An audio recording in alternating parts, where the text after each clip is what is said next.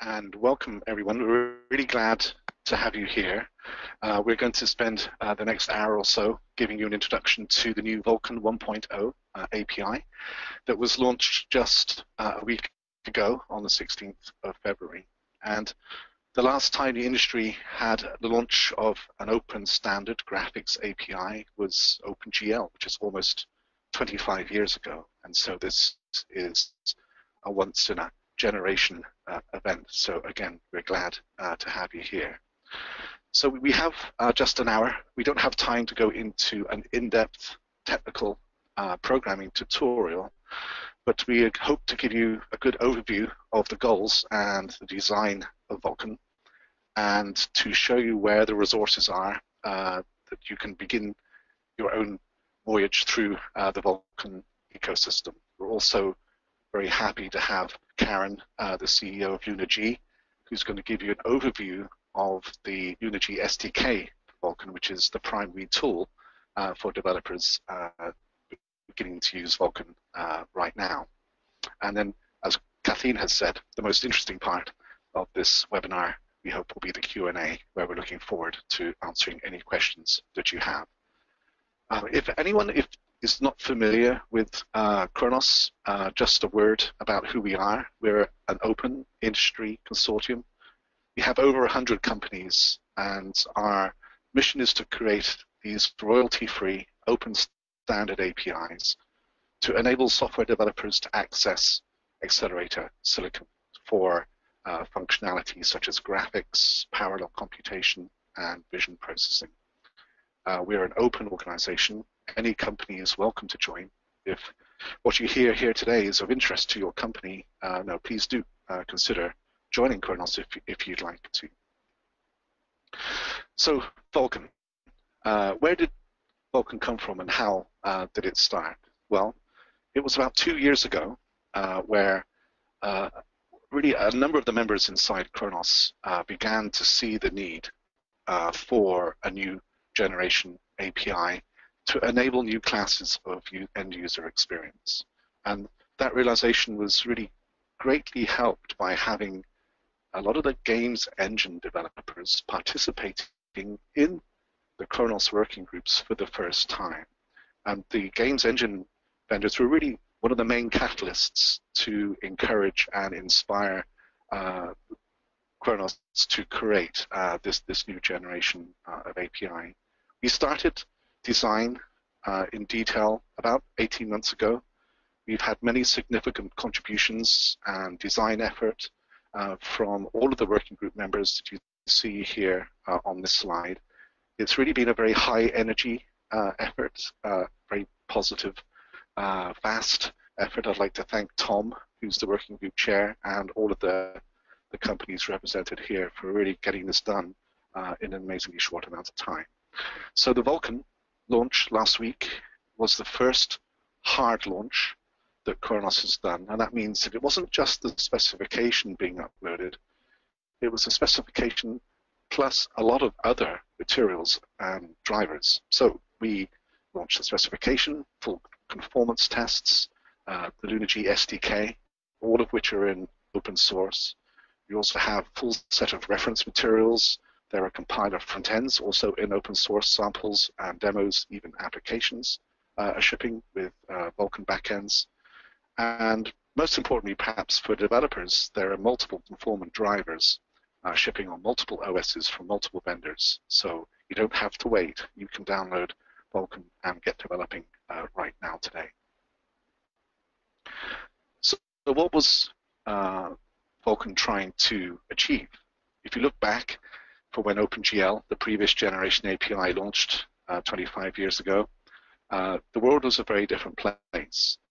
Now, OpenGL is not going away, and Kronos is actively evolving OpenGL and OpenGL ES, but there's definitely the need for a new approach to an API that complements the well-proven OpenGL.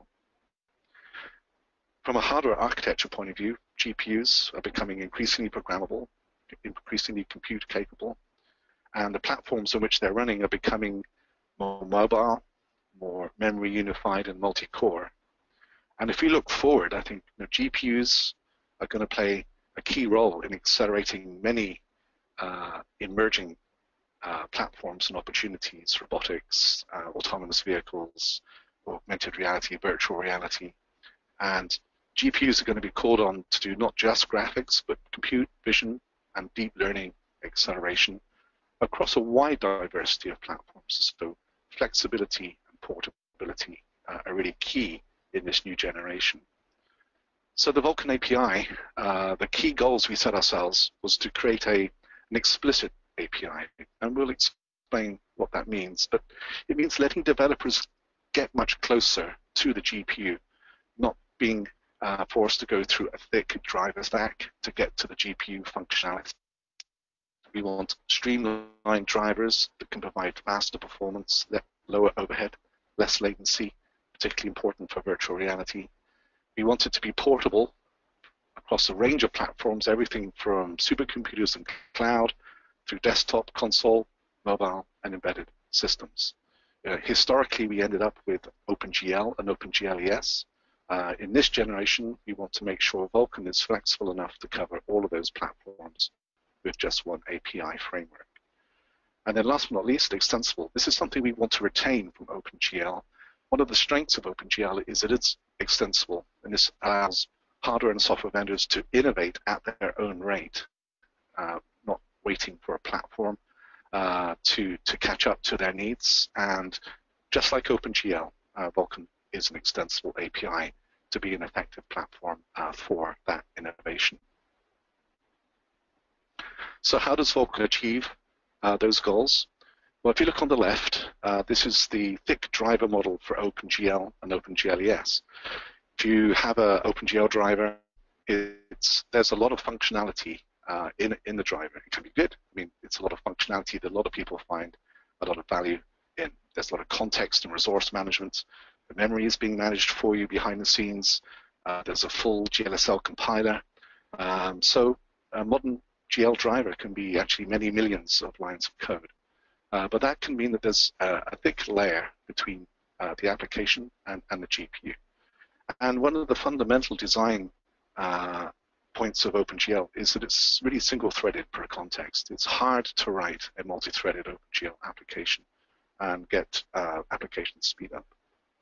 Now, both OpenGL and Vulkan, they're still aimed at the same GPU. Both APIs are designed to give access to all of the functionality of an OpenGL ES 3.1 or OpenGL 4.x GPU.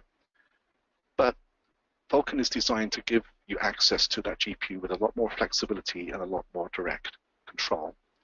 We do that with a much thinner driver and hand a lot of the responsibility for all of that functionality, like multi-threading and resource management, memory management. We hand that responsibility to the application. This means we have a lot simpler drivers. They can be a lot more efficient and performant. We're reducing CPU bottlenecks through having less driver load on the CPU, lower latency. And because the driver is thinner, it can be more portable across different vendors and across different operating systems. And there's actually an advantage to the right kind of application to giving the responsibility for all of that resource and thread management to the application. It means that less code is hidden behind the driver black box interface. And for applications that are willing to put the investment into that amount of code, it means that they can manage the resources and the memory in the system precisely how they need and avoid surprises and hitches and hiccups in the running of an application. Vulkan has the concept of command buffers, which means you can create command buffers separately to submitting work into the GPU. That means it's very straightforward to use whatever multi-threading scheme you want to create command buffers in parallel, using multiple cores in multi-threaded code for increased performance if the CPU is the bottleneck in your current application. Vulkan also has the concept of multiple queues, graphics compute and DMA queues that can be used together to give you much more flexibility on how the application dispatches work into the GPU. And finally, there's a couple other pieces of a driver that we've taken out of a Vulkan driver. The compiler front end for the shading language. Initially in Vulkan 1.0, it's still the familiar GLSL. The front end of the compiler is taken out into a separate package, and the Vulkan driver only understands how to absorb SPIR-V. SPIR-V is the intermediate code that's being defined by Kronos. This means the driver becomes a lot simpler, and developers can use their favorite front end, and it gives us a lot more flexibility for using alternative shading languages in the future. And last but not least, Vulkan has a loadable layer architecture, which means the driver has to do no error checking. If you're developing an application, you can load up debug and analysis tool as layers, so you can have very effective tools as you're developing, but you don't have to have the overhead of that checking when you have a proven production application. And Karen will talk more about that, how they exploit that in the LunarG SDK. So Vulkan is not the only new generation API. There are actually 3 APIs in the industry. I'm sure many of you are familiar with DirectX 12 and Metal. The key thing about Vulkan is that it's cross-platform and not controlled by any one platform vendor. So DirectX 12 only runs on Windows 10. Metal is only for Apple platforms, whereas Vulkan already has support for many different versions of Windows. From an engineering point of view, it can ship from Windows XP up to Windows 10. It's already have support for running on multiple OSs, from SteamOS, Ubuntu, Red Hat, the Linux distributions, Tizen, which is the mobile OS from Samsung, and last but not least, Android. Google have publicly committed to make Vulkan a native GPU API in a future version of Android. For software developers, Vulkan means that you can run your application in more places for better business with less porting effort. And it's interesting to compare the different APIs. Vulkan and DirectX 12 are quite similar. They're at a similar low level of abstraction. Metal is a little different. Metal retains more of the OpenGL framework, and it actually adds some OpenCL traditional framework.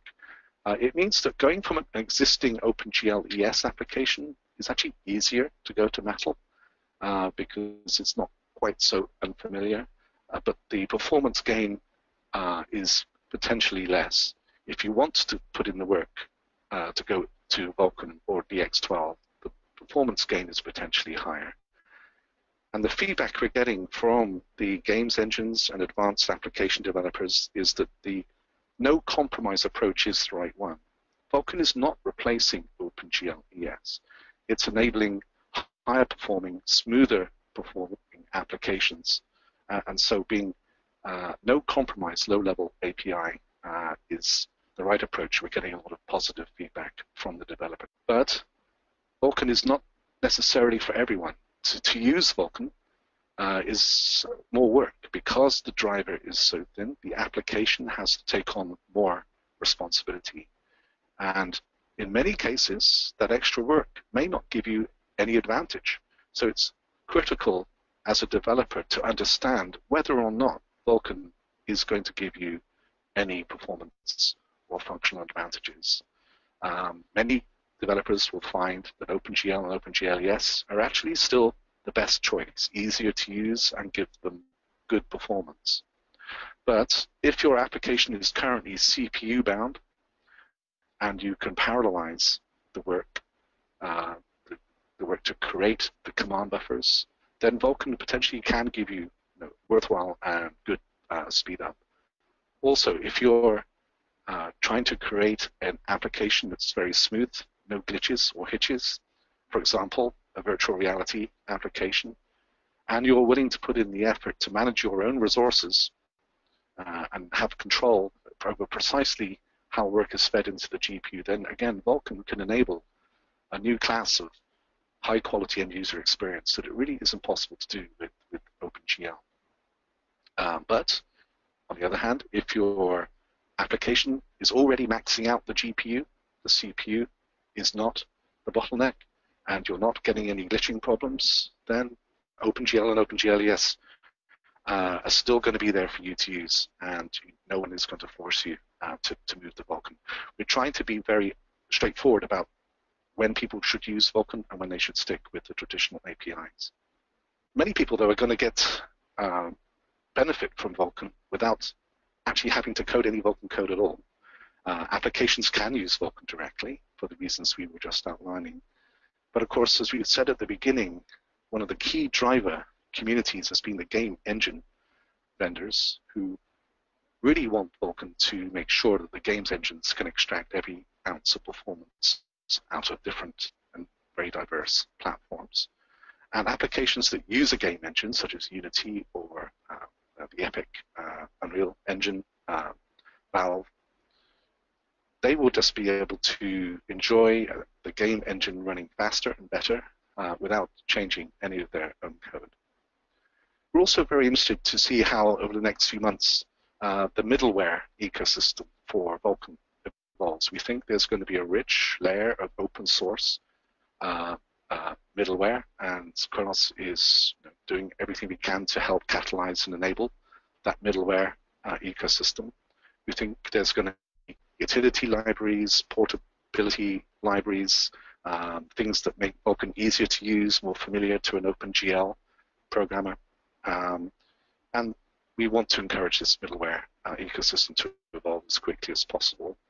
We call it a three-layer ecosystem because there's the middleware in between the hardware and the application.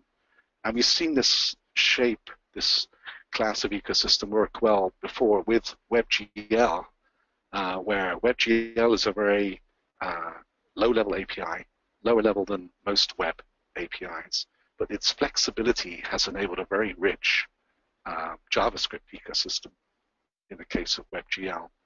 And so there are many WebGL apps. Very few of them actually use WebGL directly. Most of them will go through a middleware engine. And we think perhaps the same thing will happen with Vulkan. I want to mention SPIR-V. SPIR-V in many respects is just as fundamental as Vulkan and OpenCL. SPIR-V is Kronos's intermediate representation that includes native support for parallel computation and graphics. There's a great white paper. I put the link in there if you're not familiar with SPIR-V. SPIR-V enables the hardware community and the software community to innovate independently. The compiler community can create multiple language front ends. They don't have to worry about the hardware that it's running on. They just have to emit valid SPIR-V. And the hardware guys, they don't have to worry about multiple languages. All they have to worry about is taking in SPIR-V and running it as fast as possible. It means we can have innovation in the language and hardware spaces independently, and that makes for a very powerful ecosystem. So there is a new specification. The new GLSL specification has been released alongside the Vulkan specification itself. It adds the features needed for Vulkan into GLSL. So you should take a look at that if you haven't already. So what are the resources that are available at launch? So there's a lot of material out there. There's the Khronos website. We're trying to signpost developers to everything that's available, including third-party websites. There's already demos and samples that are up there on the website. If you are developing Vulkan tools and samples that you think might be of interest to the community, please let us know. We would be delighted to link to you. Developers get their drivers from the hardware vendor's website as normal. You go to AMD or Intel, NVIDIA, if you have a desktop system, for example, download the drivers, and now they include Vulkan.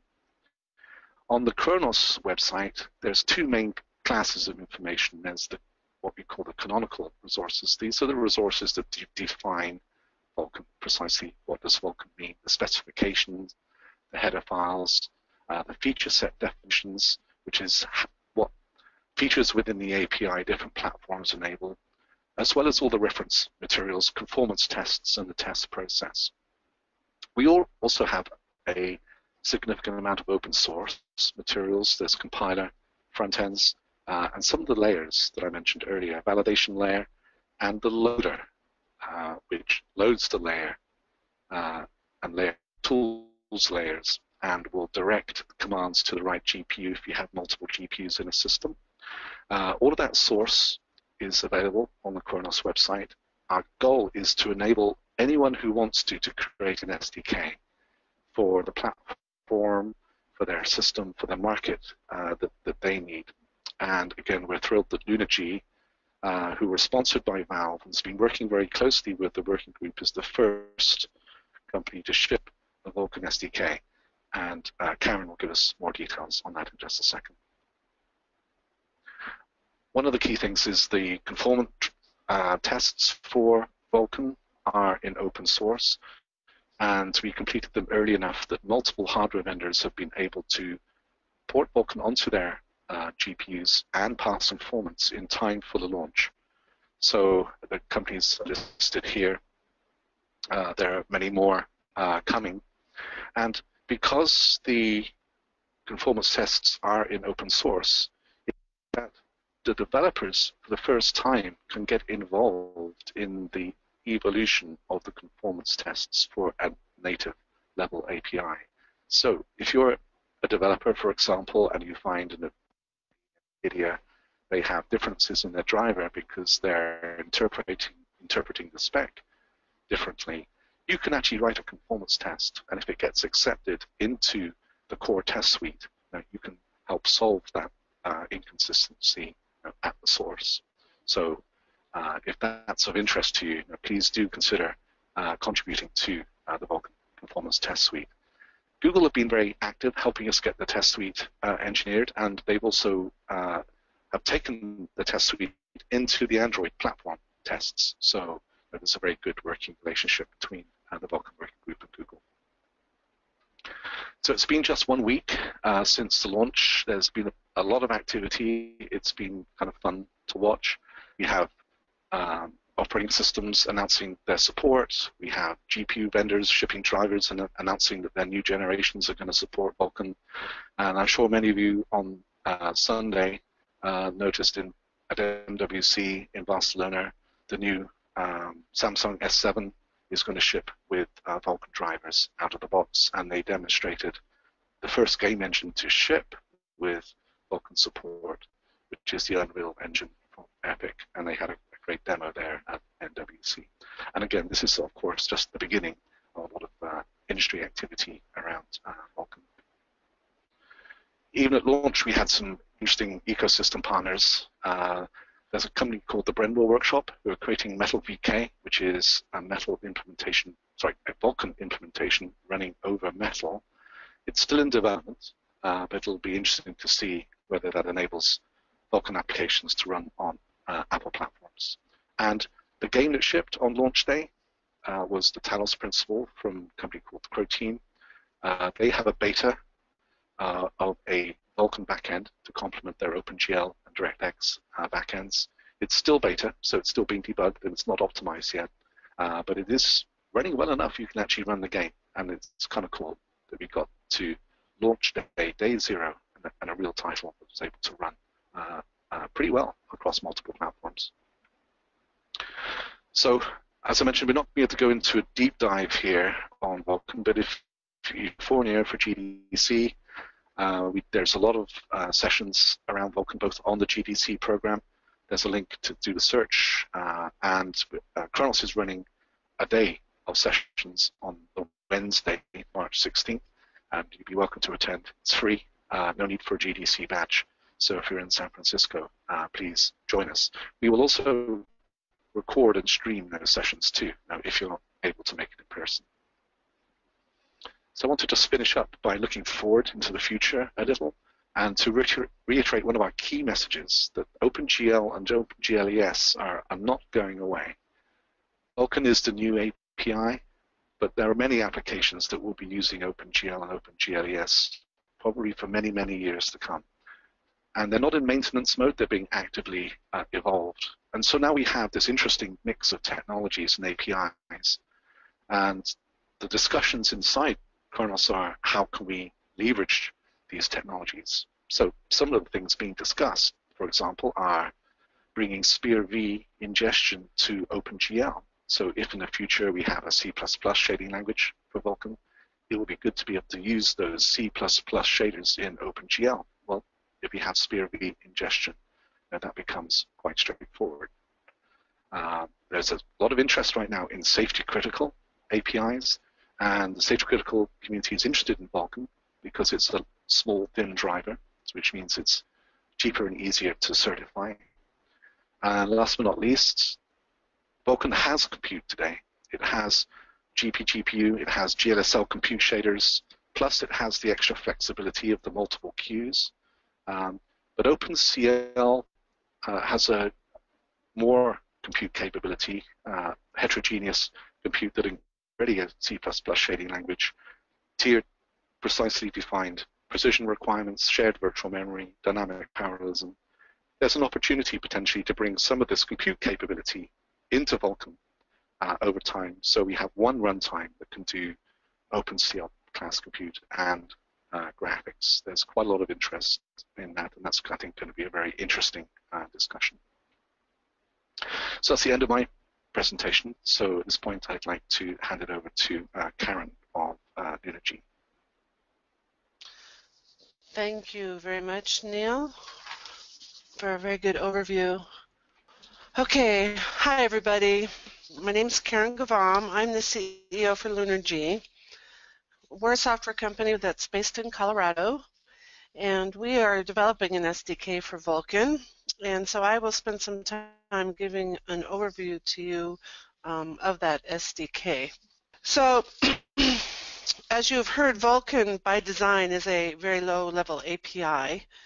And this API, low-level API, will provide applications direct control over the GPU acceleration with minimized CPU overhead and more efficient multi-threaded performance. But since it's a low-level API, a simple program is more lines of code compared to a simple OpenGL program. So as such, developers will need utilities and samples and tools to aid in the development process. So that is why we felt it was really important to have an SDK ready at launch. One of Vulkan's objectives is cross-platform compatibility, meaning that applications written once can be run on many different platforms. The validation layers and the loader and how they behave are key in achieving this cross-platform compatibility. And as such, these pieces, the loader and validation layers, are considered canonical. And Neil had mentioned the canonical term in his overview as well. So these pieces are very important. They are Kronos branded pieces. Inside the LunarG SDK, you will find these canonical pieces in binary form ready for use. The SDK is supported on Windows operating systems, Windows 7, 8, and 10, and on Linux. We tested on a few Ubuntu versions of Linux. Key elements that you'll find in the SDK are utilities, sample programs, tools to aid in debugging, and documentation.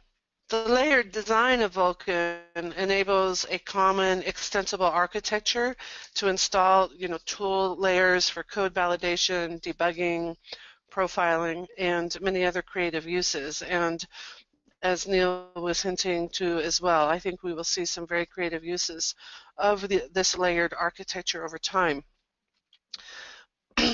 A key fundamental use of these layers is the validation layer that could be enabled during development to aid in the development process.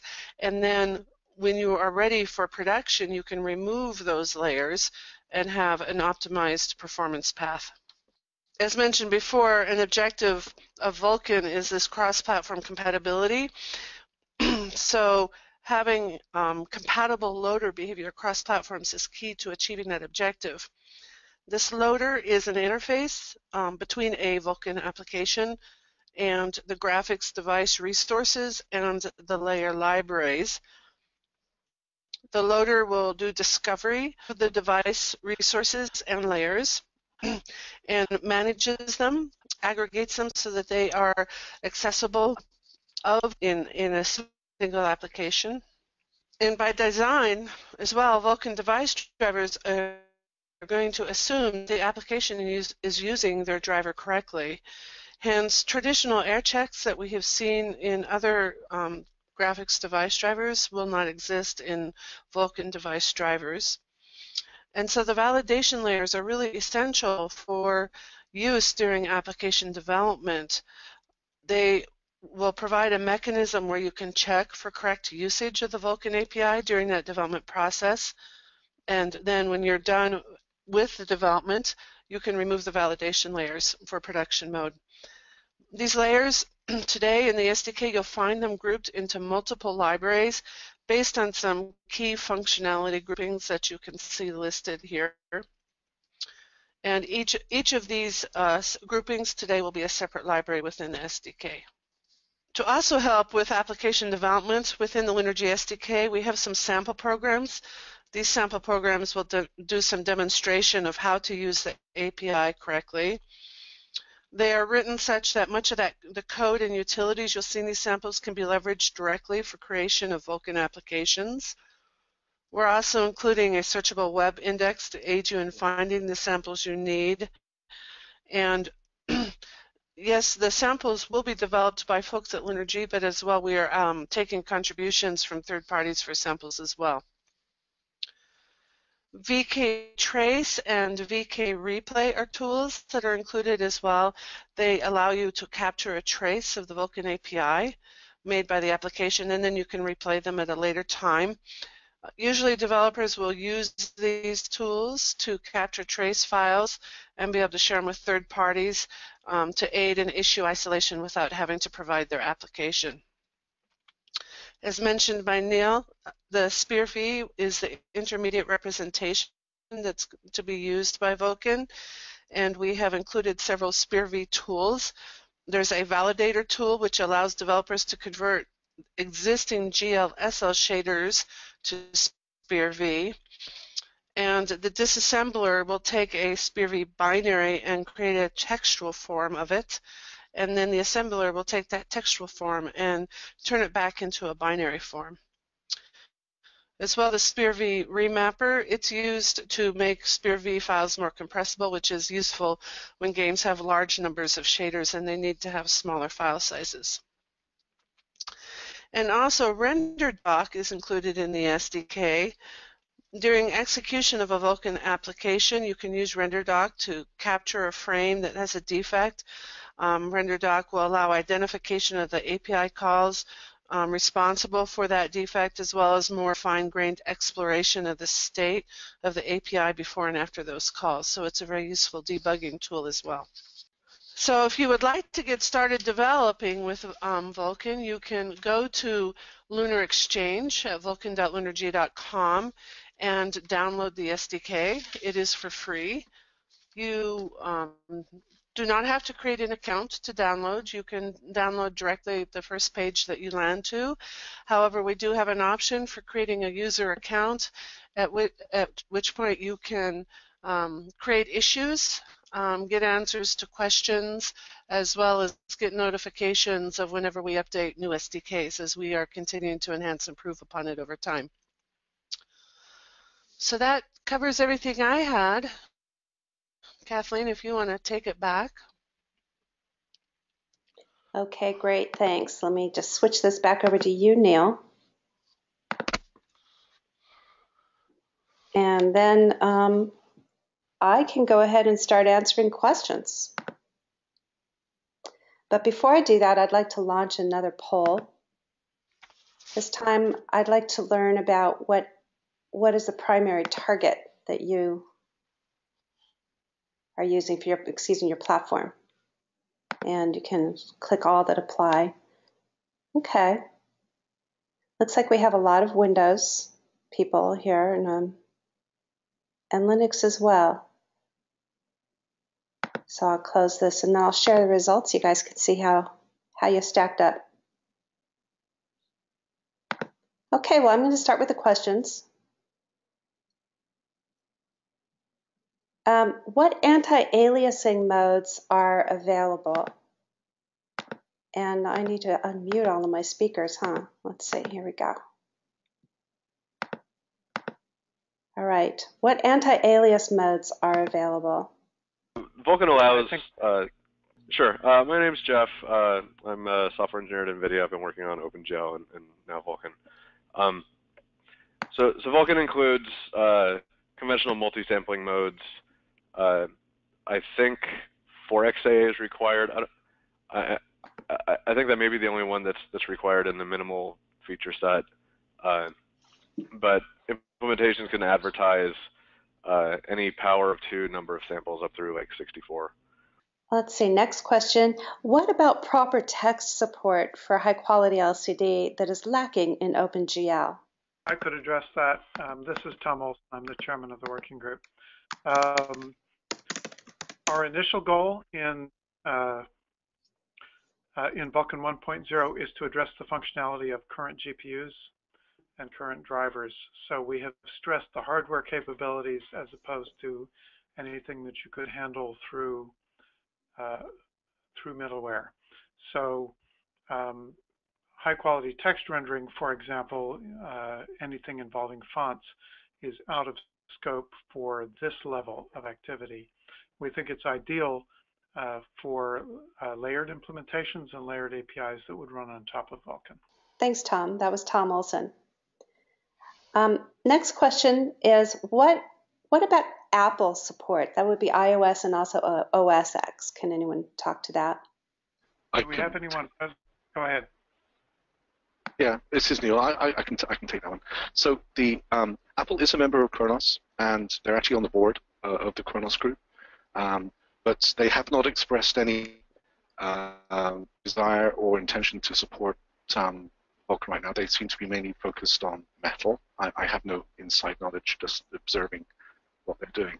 But from the Kronos' point of view, there's no barrier to any platform vendor adopting Vulkan, should they wish to. So, if at some point in the future Apple wanted to use Vulkan, of course, they would be very welcome to.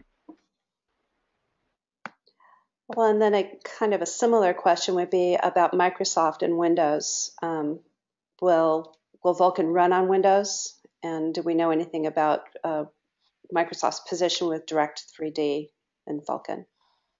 Tom, you want to take it, or? Let me make a start, and you can correct me. So this is Tom Olson again. Microsoft has not expressed any intent to support Vulkan any more than they have had more than token support of OpenGL over the past few years. There are well-defined mechanisms by which IHVs can ship a Vulkan driver on any version of Windows. There's a loader that works on any version of Windows. But it will be, as it is the case now with OpenGL, it will be up to an application that is installed that requires Vulkan to negotiate with the implementation to install an appropriate Vulkan driver for the hardware that's on the machine. Right. Yeah, that's exactly right. And I think, but it's interesting.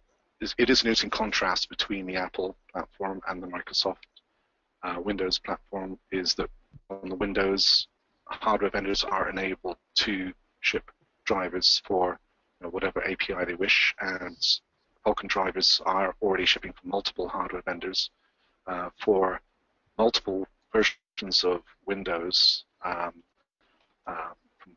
Right now, we have Windows out there from the hardware vendors, everything from Windows 7 up through Windows 10.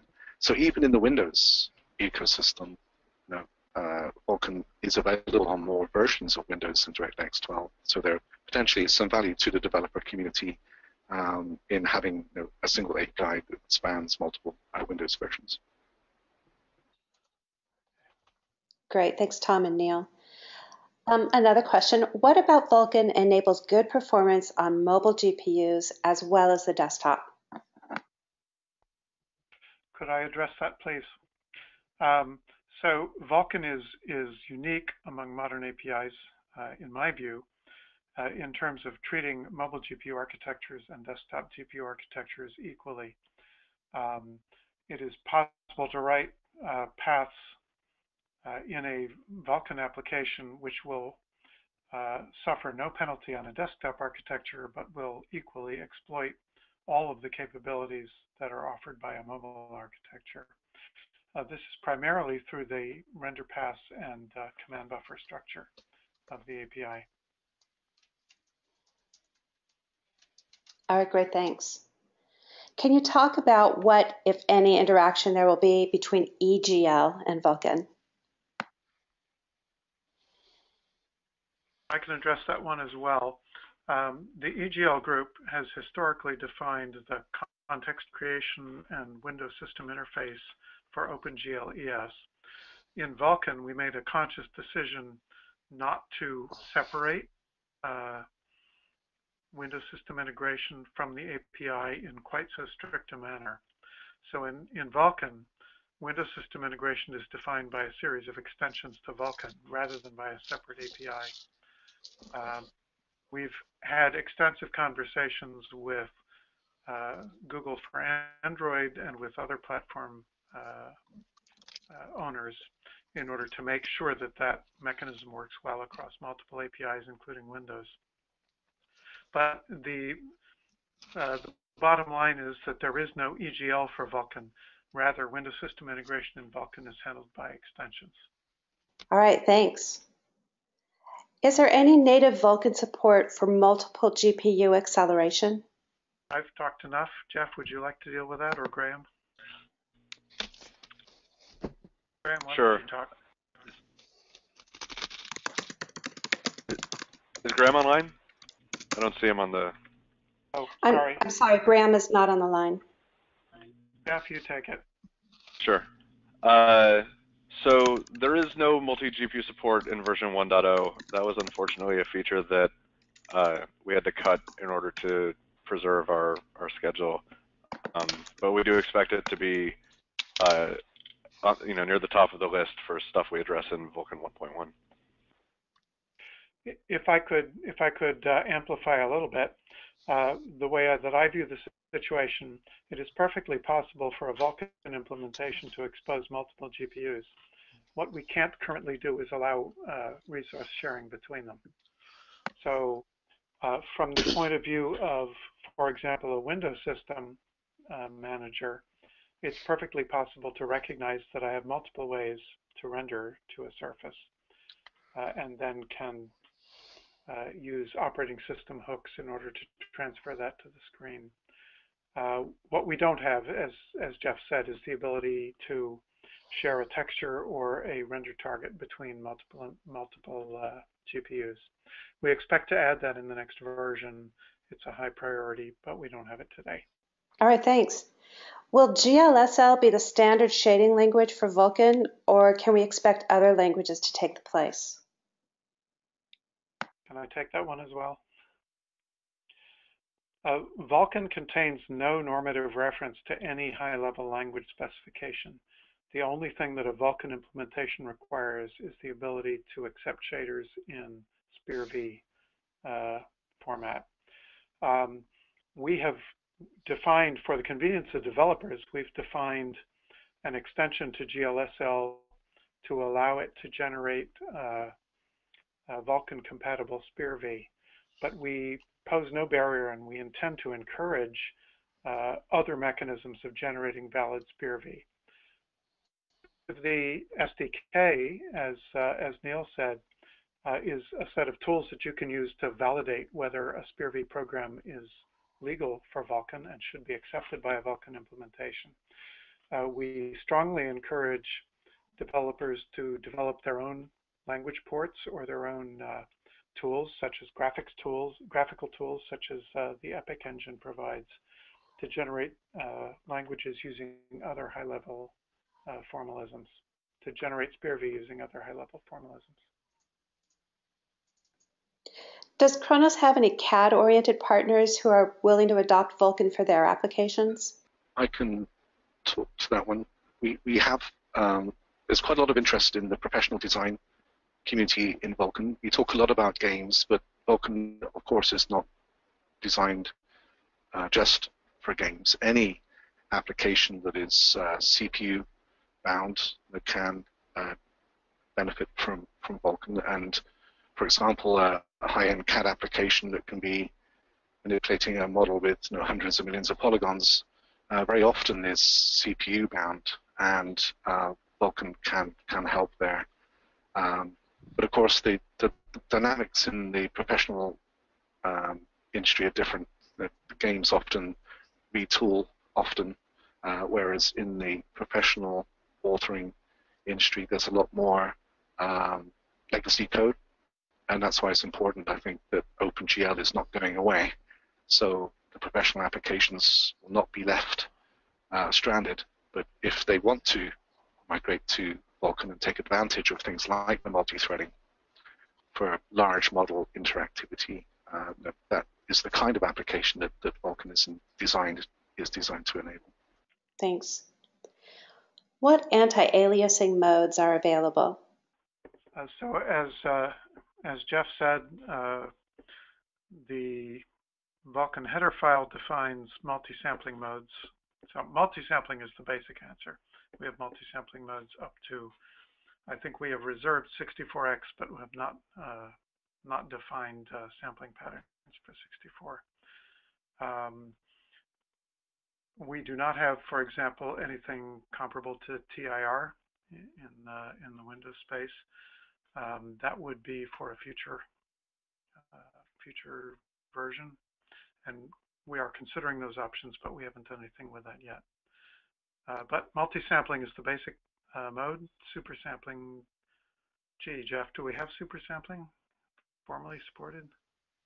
Well, we have per sample shading, which is similar. It's basically the same thing. Right.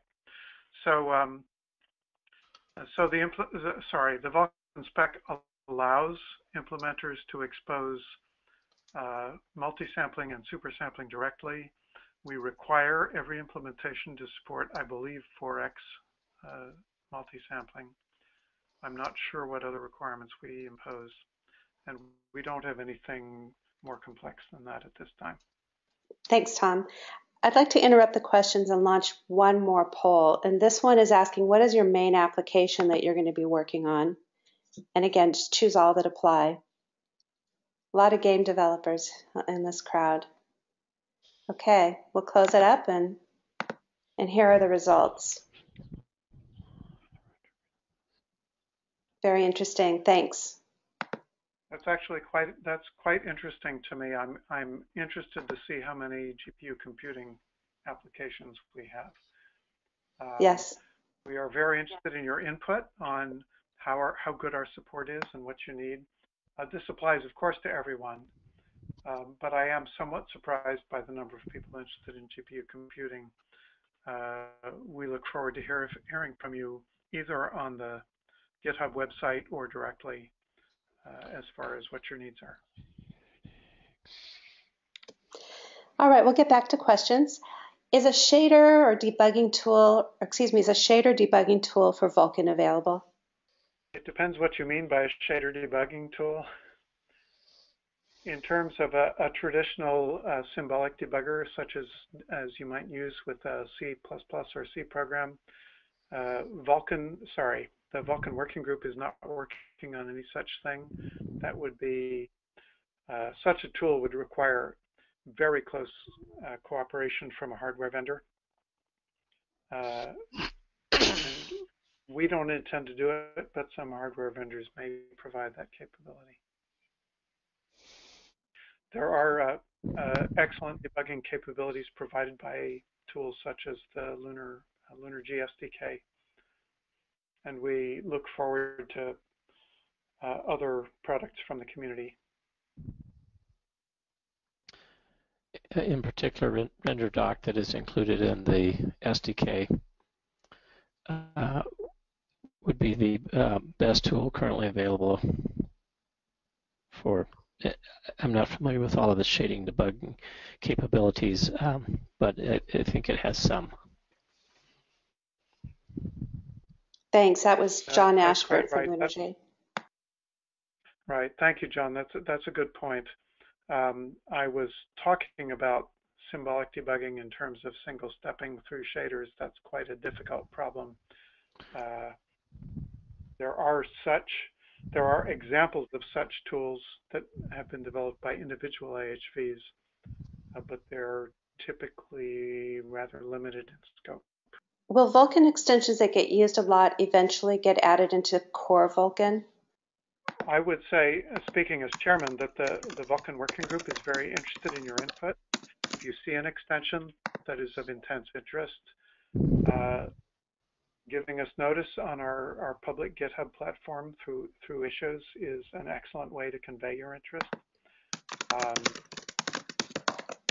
It's very early days. The spec's only been out for a week, but the short answer is yes, but the long answer is please give us more input about what you need.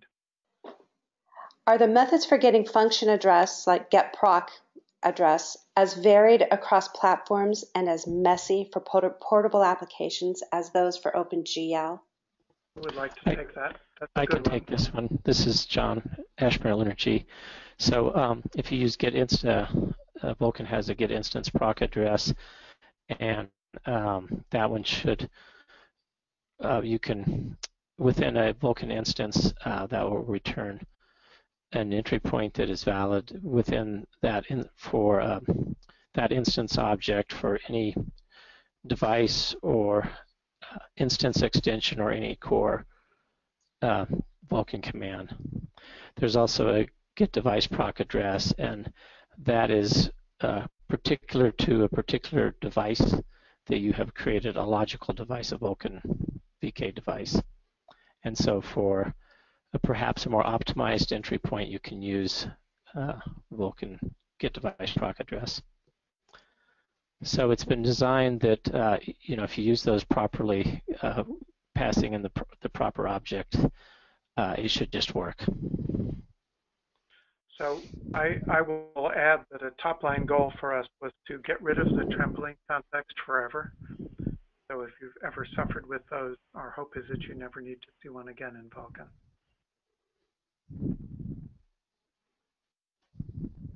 Okay, great. Would Vulkan be directed toward web rendering and have bindings for JavaScript stuff, just like WebGL does? So on that question, the Vulkan working group has nothing to say about that. We are, of course, closely related to the WebGL working group. We are not aware of any particular deep interest in doing direct Vulkan bindings from JavaScript. There is no barrier to it. We certainly won't stop it. Kronos is not currently working on that. Let me see. Oh, well, the other thing I think I would say is that we did consider in the design of Vulkan that not so much JavaScript bindings, but more the question of the WebGL working group, many of whose members are also members of Vulkan. We did consider the needs of a browser. So, for example, one of the features of Vulkan that's notable is that support for opt-in robustness is a required feature of Vulkan. All implementations must support it, and that is there specifically to support, among other things, to support writing Vulkan backends to browsers for any 3D API such as 3.js or WebGL. Great, and I would add, it's not quite true that Kronos is not working on it. I think the WebGL working group are beginning to think what Vulkan impact is going to be. There's no decisions yet, but I think the current discussions are headed in a direction that we wouldn't have two web APIs, but rather WebGL would begin to absorb some of the Vulkan functionality where it becomes appropriate for the web, and that functionality becomes pervasively available. So WebGL has an interesting place in the ecosystem because it has to run everywhere, and so including platforms like Apple, for example. So if Vulkan isn't there, then we have to make sure that WebGL can still run on that platform. But that's not a totally new problem for WebGL because there's angle, so you can run WebGL over DirectX as well as OpenGL. So similar kinds of solutions, I think, will enable us to, over time, to help WebGL take advantage of Vulkan-type functionality without breaking backwards compatibility. But again, no decisions yet. That's kind of an active discussion inside the WebGL working group. Thanks. How much of a platform-dependent code would be needed to write a Vulkan application? That's an interesting question. The core Vulkan specification has no platform dependencies whatever. We do have the issue that we have brought Windows System Integration somewhat closer to the core in the sense that Windows System Integration is now a core extension rather than a separate API. I am a little at a loss to how to answer. Does anyone else have a suggestion? I would answer that the WSI, for instance, on Windows versus Linux is mostly the same extensions. There one that is different, so there would be some difference there. A lot of it would be the same calls. All right, thanks. Yeah, there's Kathleen, in the there's background material in the PDF that's available up there on the handout section, and there's a little more information around the WSI extensions. And as I've been saying, the standard extensions have been designed to work on across multiple platforms, so Android, Mir, Windows, that's Vista and upwards, and Wayland and X in the Linux space. So from the Windows systems point of view, there is quite a lot of portability. Okay, great. Are there any plans for a web Vulkan API? Well, we kind of just covered that. So again, nothing decided yet, but probably we will try to integrate Vulkan capability into WebGL, at least as a first step. Okay. Will the Raspberry Pi 2 have Vulkan support, or the next Pi? That would be a question for Evan Upton and the rest of the Pi team. We would encourage it. I will say that Broadcom, who designed the GPU for Raspberry Pi, are active members of the working group and are contributing to the definition of the spec, but that's really all I can say. That's right, and I think it is worth saying that the Vulkan is fully expected to ship on embedded and smaller systems. It's been designed to span all the way down to embedded systems.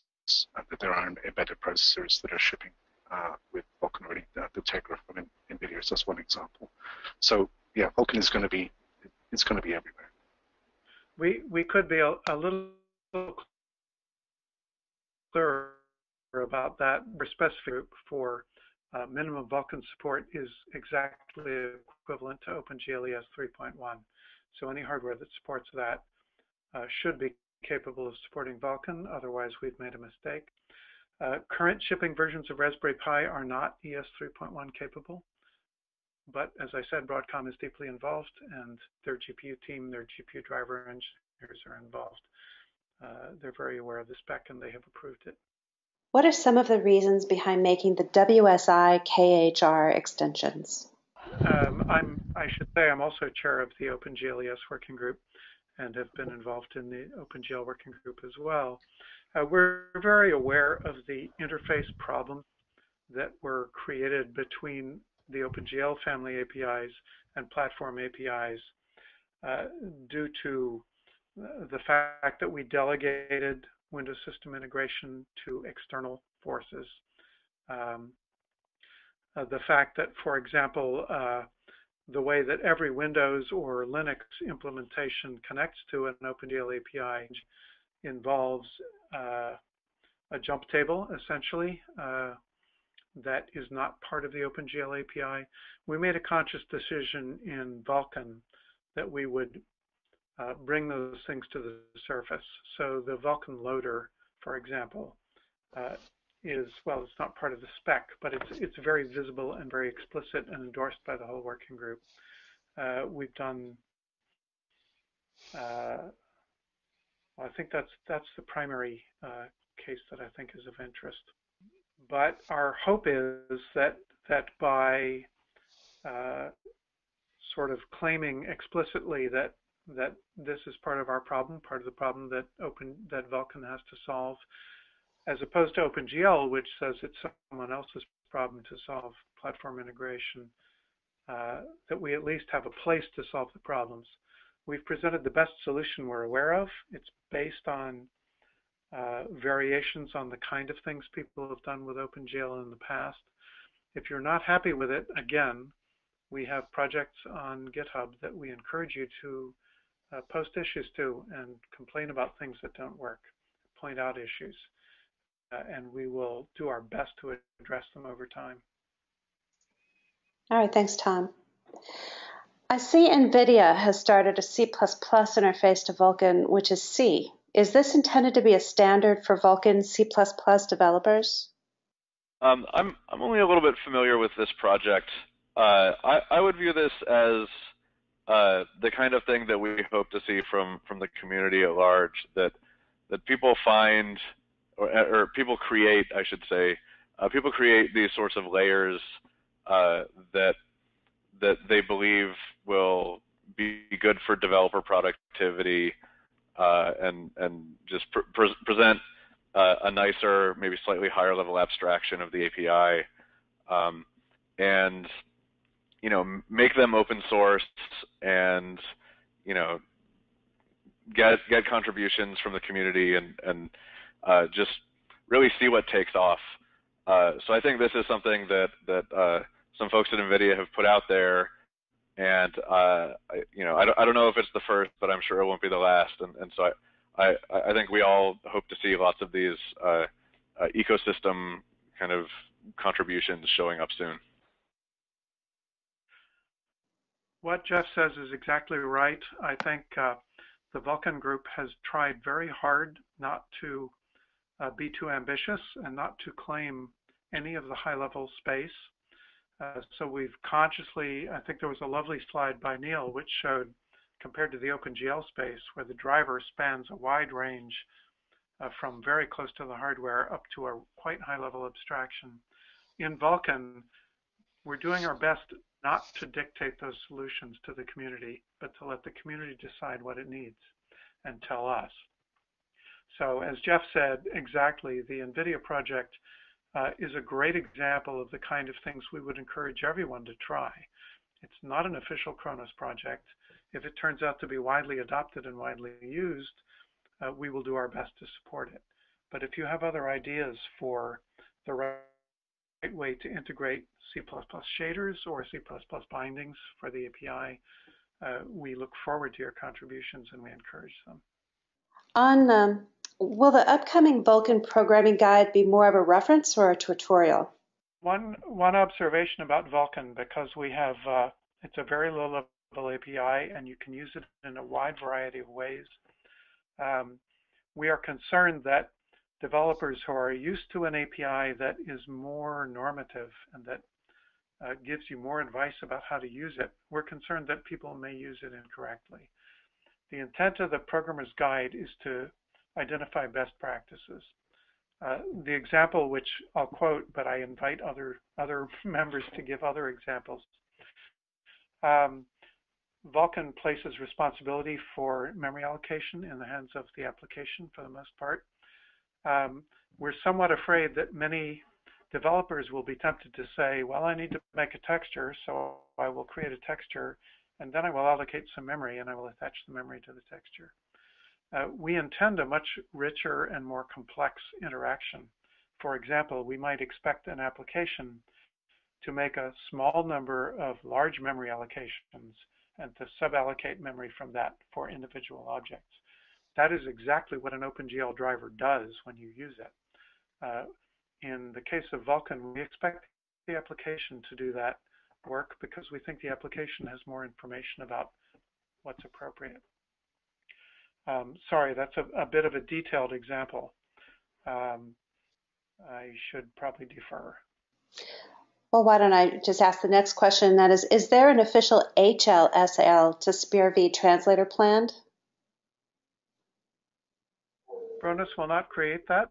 We're aware of multiple projects in the community through our contacts among developers.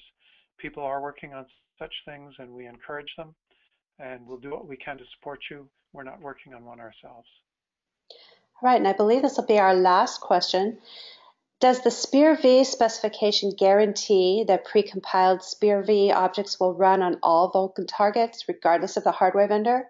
In other words, is it guaranteed that the developer does not need to tweak the shaders for each hardware platform that they're targeting? That is our most profound hope for the SPIR-V and Vulkan relationship. We are very aware of the pain that compiler differences have caused in the OpenGL and OpenGLS environments. We've written the most rigorous specification we know how to write for SPIR-V. If you find problems of that nature, we ask you most urgently to report them. The one caveat I would note is that Vulkan does not specify error behavior. So if you write a SPIR-V shader which does not follow the SPIR-V specification, we are not responsible for what different implementations may do with it. We do provide a SPIR-V validator, and if your SPIR-V passes that validator and behaves differently on different implementations, we want to know about it, we will conformance test it, and we will fix it. I'd like to add that there are capabilities in SPIR-V which are basically feature enables or feature capability support bits. And so, you know, if you have a SPIR-V shader that works on one implementation which supports some capabilities, and then you run it on an implementation that does not support those capabilities that you're using, then obviously that's not going to work. But otherwise, we do sincerely hope that things are portable and that there's less implementation variation in SPIR-V consumers than there has been in GLSL compilers. I know I said that was the last question, but apparently I'm a liar. I have a couple more for you. Isn't GL slang an official GLSL to SPIR-V compiler? Yes, it is. The lead author, John Kucinich, is an active member of the working group. He's also the editor of the GLSL specification. We endorse his compiler. We don't guarantee that it's bug-free, but we do guarantee that we will expend effort to fix it if there are issues. We encourage the use of it. We don't encourage particularly, although you are certainly allowed to create your own GLSL SPIR-V compiler, but we would rather fix the bugs in ours if you're aware of any. All right, thanks. Could Vulkan be used with Java in the future? There is no barrier to it. We define a C language binding, and anyone is welcome to create bindings from that to other languages. Right, and that's happened quite a lot with OpenCL as well. So if history is any guide, that is probably likely to happen, even using Java as a shading language, or a kernel language in OpenCL's case, but a Java to SPIR-V compiler. They're actually open source examples already in the ecosystem. Okay, well, that is all the questions that I have, unless one of our panelists has anything that they want to add. I would like to add one thing. This is the first time that any of the OpenGL family languages have ever attempted to present specifications or large software components as open source projects.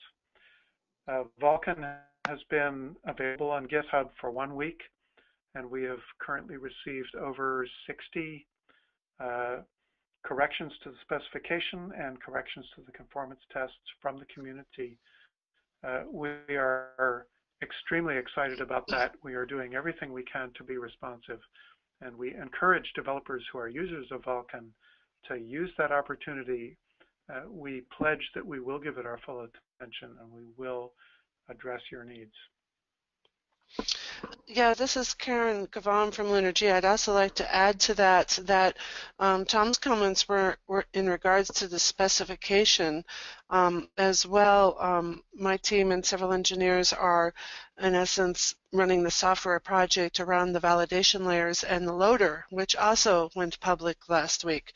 And yes, we have already had very active contributions from the people in the community. So and we're putting as much attention into it to be as responsive as possible as well. But it is an open project, and we are committed to working with it and making it work well.